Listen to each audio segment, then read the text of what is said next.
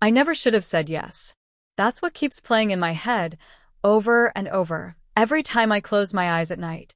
I tell myself that if I had just walked away, if I had refused to get involved, my life wouldn't be the mess it is now. But back then it didn't seem like a big deal. Come on, Emily. I swear just this once. I'll owe you big time. That was what Jake had said to me. Jake, my best friend since college, the guy who always managed to make trouble seem harmless. He had this way about him, like no matter what he got into, he would always land on his feet. And because I trusted him, I didn't think twice. The favor seemed simple. He needed me to pick up a package from an apartment across town. Said his car was in the shop, and he didn't have time to go himself. I asked him what was in it, and he laughed. Just some paperwork, he said. Nothing sketchy, I promise. I believed him. Why wouldn't I? I should have known better. The place was an old apartment building in a part of town I didn't usually visit. The kind where the hallways smelled like mildew, and the lights flickered just enough to make you uneasy. I found the door easily enough, to be, just like Jake said. The key was under the doormat, exactly where he told me it would be. I stepped inside, and the first thing that hit me was the smell. Stale air, like no one had been there in a long time. Dust coated everything. The coffee table, the TV, the stack of newspapers piled up by the door. The place looked like it had been abandoned in a hurry. The package was right where Jake said it would be, sitting on the coffee table, wrapped in plain brown paper. Something about it felt off. It wasn't heavy, but it wasn't light either. I hesitated for just a second before grabbing it.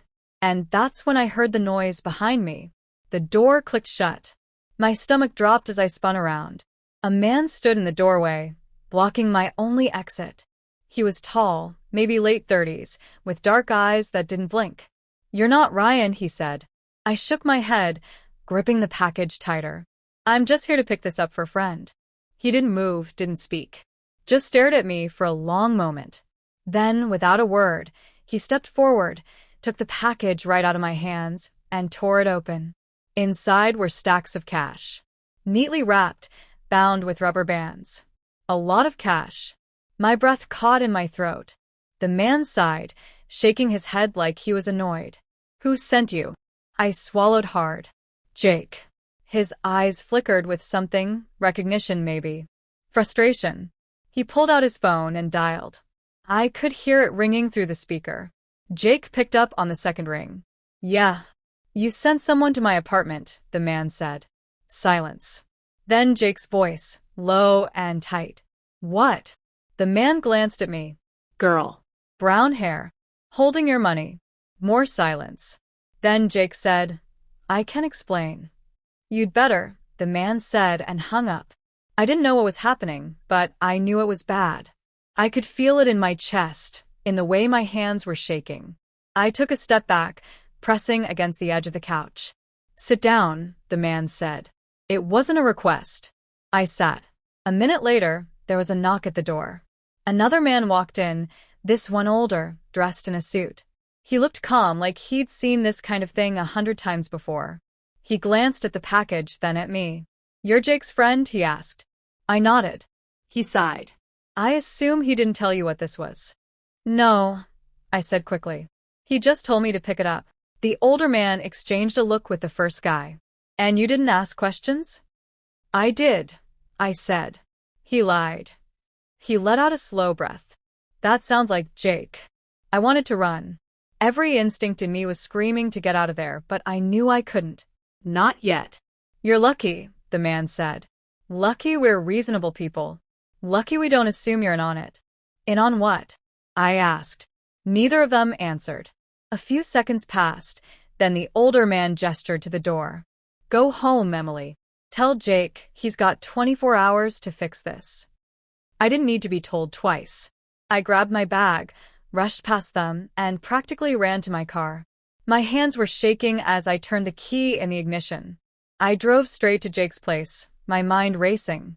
By the time I got there, I was furious. He opened the door, looking guilty before I even said a word. What the hell, Jake? I snapped. What did you get me into? He ran a hand through his hair. I didn't think they'd be there. I thought it would be quick, easy. What was in that package? He hesitated. Tell me, I said. Money, he admitted. A lot of it. Money I owe. To who? He didn't answer. I stepped back.